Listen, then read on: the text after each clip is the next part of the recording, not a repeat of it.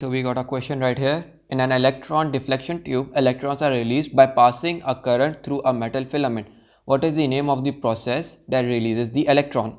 So basically we have to mark the two main important points are given right here. Two main important points.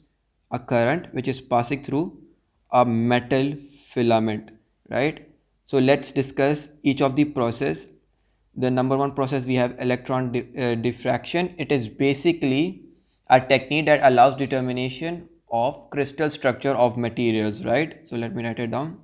Okay, so I have written it down, a technique that allows determination of crystal structure of materials. So this can't be the option as it's not relating to the current or either the metal filament, right?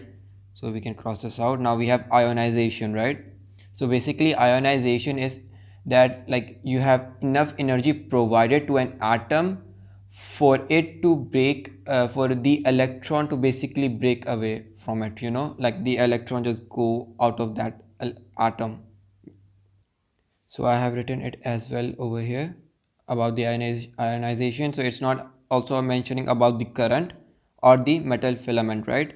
So we can cross this out as well. So now we have photoelectric effect. So photoelectric effect is basically when you have provided a light towards the metal with a particular frequency, and basically it, if it reaches like the minimum threshold of the frequency for then the metal basically releases the electrons, right? So let me draw it out. So I have basically drawn and written it down over here. So it's not I also mentioning the current and the metal about the metal filament, so we can cross this out.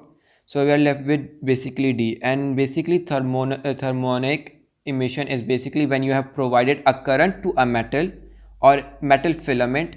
Metal filament is basically like a bulb, right? Inside a bulb there is a, sorry for my drawing, it's basically this thing, right?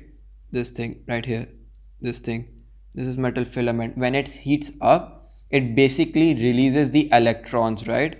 So that's what is basically thermonic emission, right?